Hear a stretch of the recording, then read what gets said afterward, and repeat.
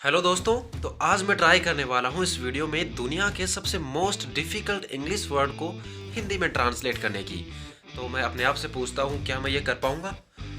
नहीं, मुझे तो नहीं लगता, लेकिन कोशिश तो कर ही सकते हैं ना। तो चलिए इस वीडियो की शुरुआत करते हैं। Let's get started.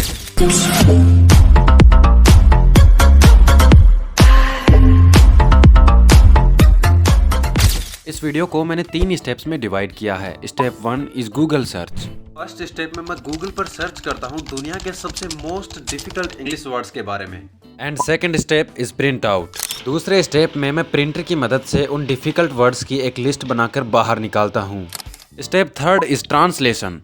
Third step में मुझे ट्रांसलेट करना है इन सबसे डिफिकल्ट वर्ड्स को हिंदी के अंदर। तो पहला शब्द है ओनोमेटोपोइया। ओनोमेटोपोइया व्हाट इसका ट्रांसलेट बे जल्दी बोल, कल सुबह पनवेल निकलना है। सो ओनोमेटोपोइया, इस शब्द का ट्रांसलेशन क्या होना चाहिए?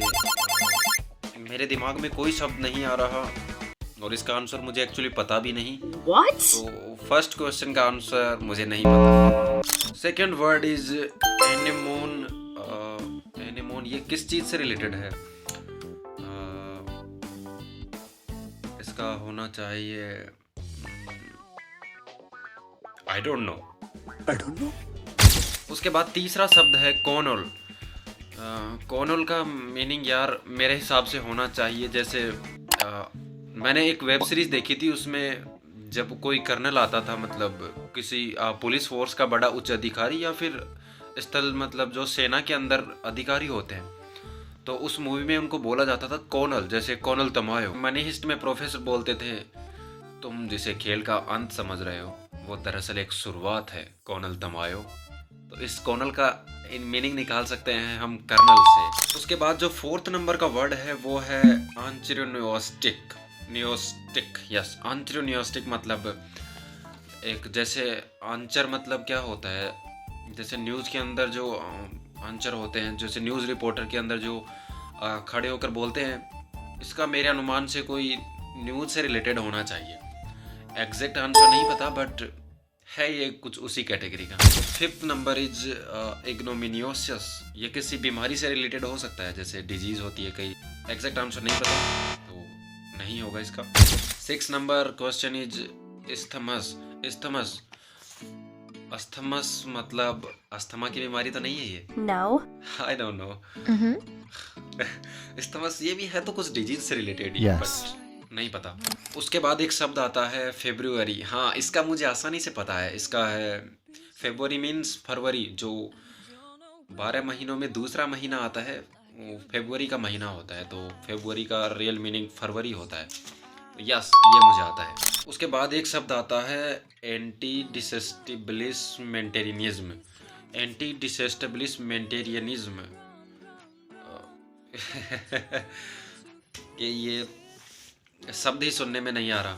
इसका क्या मतलब होना चाहिए? एंटी डिसेस्टेबलिशमेंटेरियनिज्म मतलब कोई बीमारी से का कोई अवरोधक हो सकता है, पर इतना बड़ा शब्द है, मुझे तो इसका आंसर नहीं पता। फिर उसके बाद एक शब्द है जो है रूरल, और इसका तो मुझे लगता है भारत में रहने वाले हर एक नागरिक को पता होगा। रूरल शब्द का सिंपल सा मीनिंग है, सबको पता होना चाहिए, जो गाँव से बिलोंग करते हैं उनको तो स्पेशली पता होना चाहिए। और इसका मुझे लगता है इसका आंसर है ग्रामीण, क्योंकि ग्रामीण क्षेत्रों को रूरल एरिया बोला जाता है और मैं खुद गांव से बिलोंग करता हूं, इसलिए रूरल का ऑब्वियसली ग्रामीण है।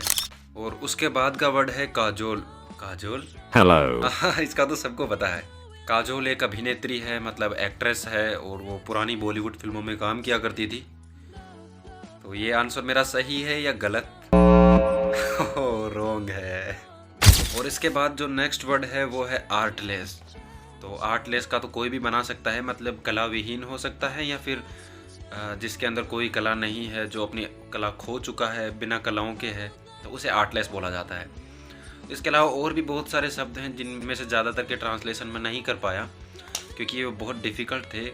कई शब्द तो उनमें से ऐसे हैं जैसे एंटी डिसेस्टेबलिशमेंटेरियनिज्म क्या है वो पढ़ने में भी नहीं आता। तो इन जैसे शब्दों को तो मैं पहली बार सुन रहा हूँ मेरी लाइफ में। तो दोस्तों कुछ इस तरीके से ये शब्द थे जिनमें से बहुत कम के मैं ट्रांसलेशन कर पाया। If you like this video please share this video to someone else like your friends. Subscribe for a toffee.